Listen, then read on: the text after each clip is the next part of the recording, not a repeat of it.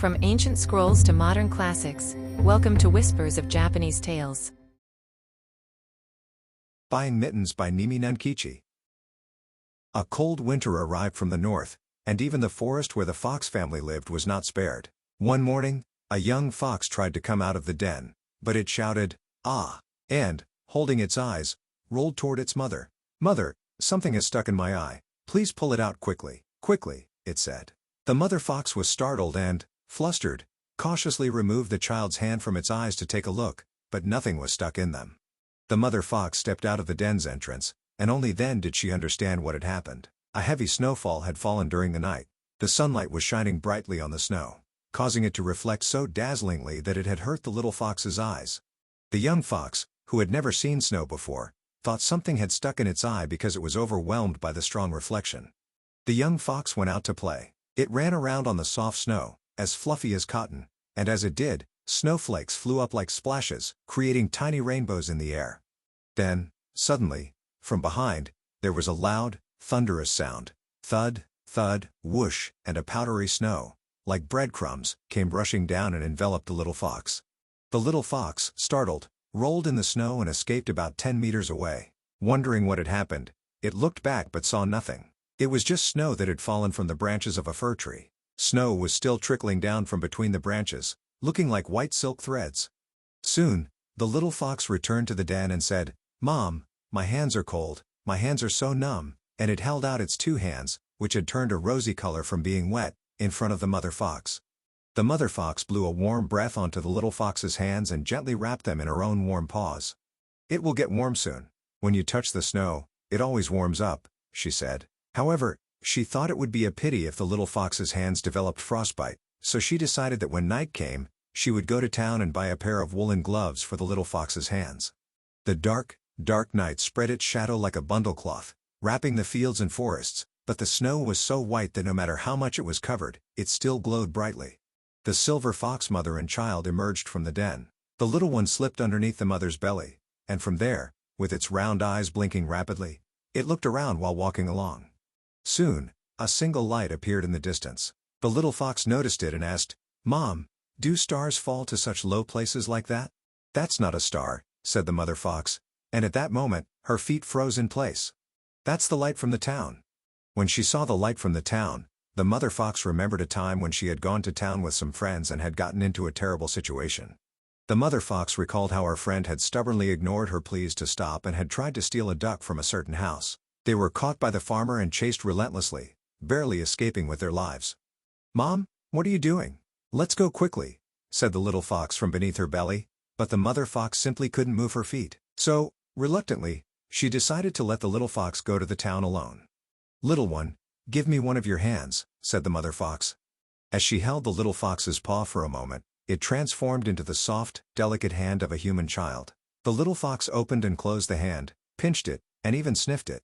"Something feels strange, Mom. What is this?" it said, staring closely at its own hand, which had changed into a human's, illuminated by the snow's light. "That is a human hand. Listen carefully, little one. When you go to the town, there will be many human houses. First, look for the one with a round hat-shaped sign hanging in front. When you find it, knock on the door and say, 'Tonight, please.' Then, a human will open the door just a little. From the crack of the door, you stick out this hand, see, this human hand, and ask for a pair of gloves that fit just right for this hand. Do you understand? But remember, you must never stick out your other hand," the mother fox instructed. "Why not?" asked the little fox. "Because humans, when they realize you're a fox, won't sell you gloves. What's worse, they'll catch you and lock you in a cage. Humans are truly frightening creatures," said the mother fox. "Ah, I see. Never stick out this hand," she continued. "Always present this one, the human hand." Then, the mother fox placed the two white copper coins in the little fox's hand, the human hand, and made sure it was holding them properly. The little fox, aiming for the lights of the town, wobbled through the snowy field illuminated by the snow's glow. At first, there was only one light, but soon it grew to 2, then 3, and eventually 10.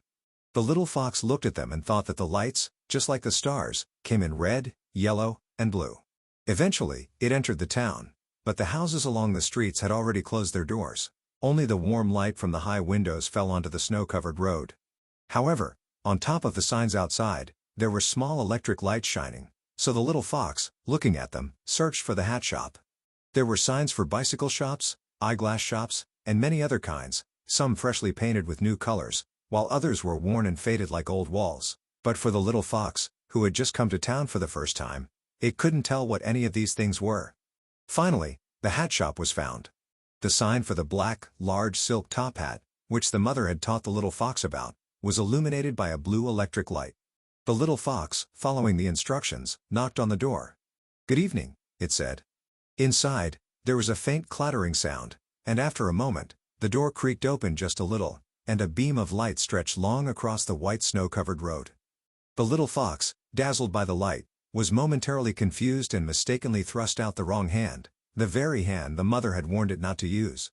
"Please give me gloves that fit this hand," it said. The hatter, surprised, thought, "Oh dear, a fox's hand. A fox is asking for gloves." He assumed the little fox must have come to buy them with leaves as money. So he said, "Please give me the money first." The little fox obediently handed over the 2 white copper coins it had brought to the hatter. The hatter placed them on the tip of his index finger and clinked them together. They made a pleasant ringing sound, so he thought, "These aren't leaves, they are real money." He then took a pair of woolen gloves for children from the shelf and handed them to the little fox. The little fox thanked him and began to make its way back along the path it had come. The little fox thought, "My mother said humans are terrifying, but they weren't scary at all. After all, they didn't do anything when they saw my hand." However, the little fox still wanted to see what humans were really like. As it passed beneath a window, it heard a human voice. What a gentle, what a beautiful, what a calm voice it was. "Sleep, sleep. In mother's arms. Sleep, sleep. In mother's hands." The little fox thought that the singing voice must surely belong to a human mother. After all, when the little fox went to sleep, the mother fox would also sing gently in the same way to lull it to sleep. Then, it heard a child's voice. "Mom, on such a cold night, the little foxes in the forest must be crying out from the cold, don't you think?" The mother's voice responded, "The little foxes in the forest are probably listening to their mother's song and trying to sleep in their dens. Now, you too, little one, should go to sleep. I bet you'll fall asleep faster than the little foxes in the forest." Upon hearing that, the little fox suddenly felt a strong longing for its mother and jumped back toward the direction where the mother fox was waiting. The mother fox, filled with worry, had been trembling while waiting for her little one to return. When the little fox finally arrived, she embraced it tightly in her warm chest, overjoyed to the point of tears. The 2 foxes made their way back toward the forest. With the moon rising, the fox's fur gleamed silver, and the footprints they left behind gathered cobalt shadows. "Mom, humans aren't scary at all," said the little fox. "Why do you say that?" The little fox said, "Mom, I accidentally showed the wrong hand, but the hatter didn't catch me. He gave me these nice, warm gloves instead." It clapped its gloved hands together to show them. The mother fox was taken aback and muttered, "Well, I wonder, are humans really good creatures? Are humans really good creatures?"